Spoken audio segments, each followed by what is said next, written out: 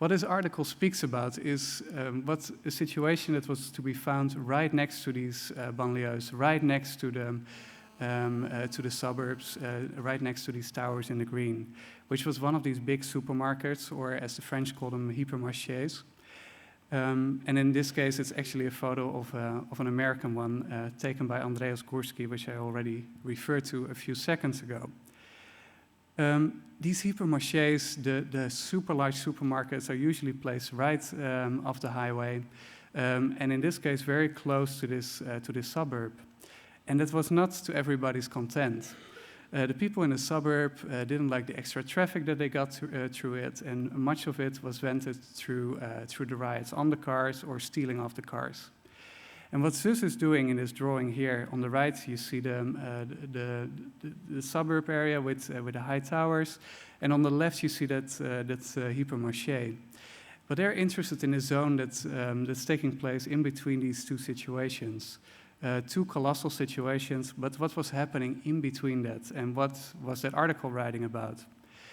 Strangely enough, and I don't know how this works, but the mayor of this town became the manager of the supermarket, which seems an interesting career move to me, but I'm sure it's all possible. And he realized when he started that job that people were frustrated.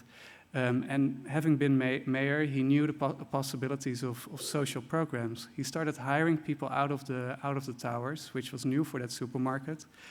And the second thing he did is he gave them the possibility, after doing some research with them and finding out that they were very frustrated by not being able to find the food that they really wanted to have in those supermarkets, to sell their own stuff in the supermarket.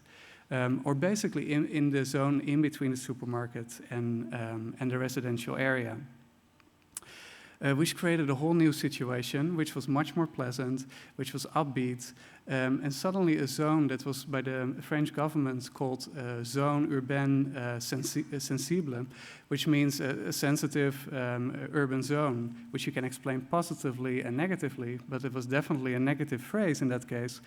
Was turning around, and things were happening there. From a space that was an in-between space that was nothing, it became a hypersensitive and a productive space in between these two situations.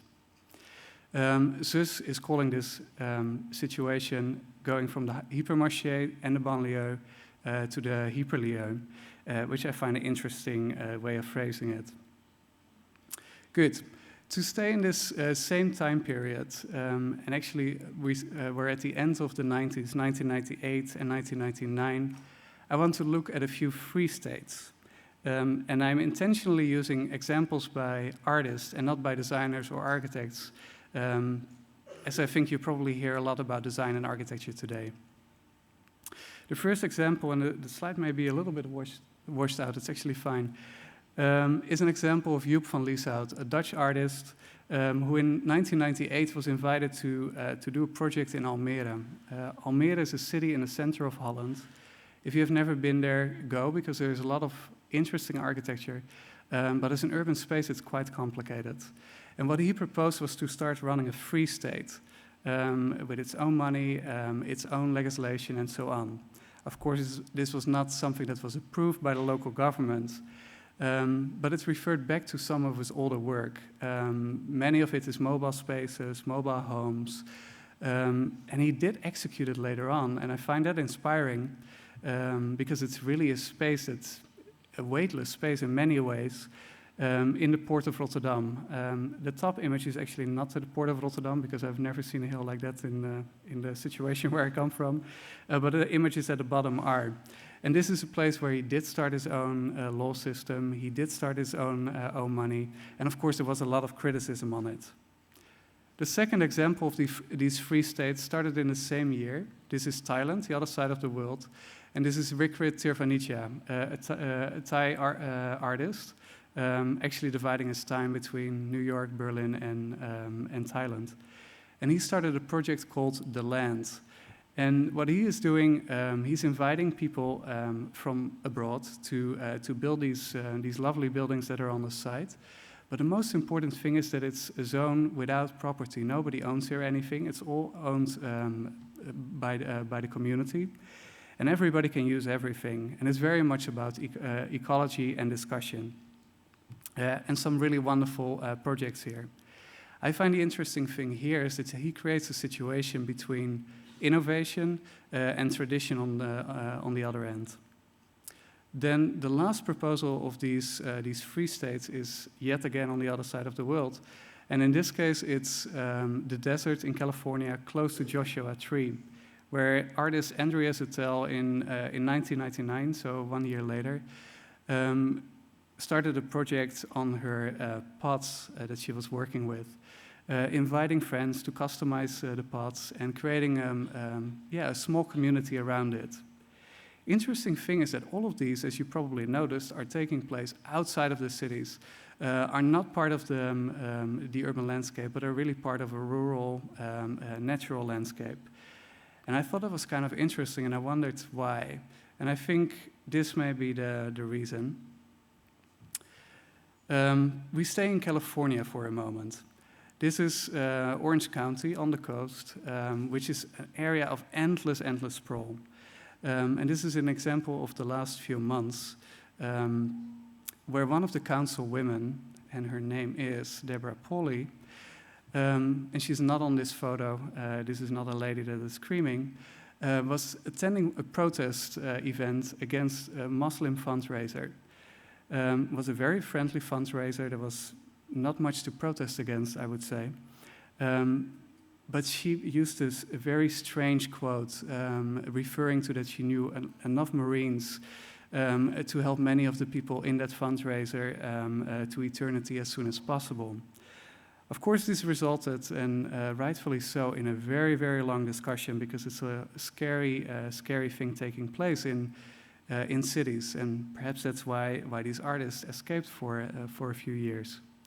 Same thing is happening in other places around the world, and this is just one of the examples that I could give at the moment. Geert Wilders, probably many of the Europeans here recognize him, a politician from the Netherlands that started gearing up in his career at the end of the 90s, exactly at the moment when these artists were leaving the cities and starting their free states. He's a right-wing politician, known for his rhetoric that is going back to the 50s, and trying to move forward at the same time. So it's a very strange situation that people like he and also Deborah Pauly are creating. This book refers to his writing as being a 50s language. He very much speaks about getting lost, Holland getting lost, the Netherlands getting lost, not knowing where it's going to, and losing that old situation. I think many of the artists that I just showed you would find getting lost a very interesting situation. I also hope that many of the people here find getting lost interesting, because that's the moments when you learn, when you run into new situations. And probably one of the best references for this is Rebecca Solnit's book, A Field Guide to Getting Lost, where she writes beautifully about the challenges of getting lost, but also what is so exciting about it. And it's very much about creating a distance. So again, about what is happening between two situations and what happens if you're in between those two. This brings us to from the late 90s to now. And where you see a shift happening is artists that were initially leaving the cities, going to these natural environments, are starting to leave the city in a different way, but stay in the city in many respects, go to a digital situation. These are two architects from Belgium called Speedism, and this is their critique or their celebration, however you want to see it, on notions of getting lost in the ever-expanding cities in Asia. And it's very much about chaos, and where these politicians are looking about controlling situations, artists like Speedism are looking for a situation that's chaotic and almost a doom scenario, but they're celebrating it. Second image from them. And the last image before I go into a different section is Chow Fei, an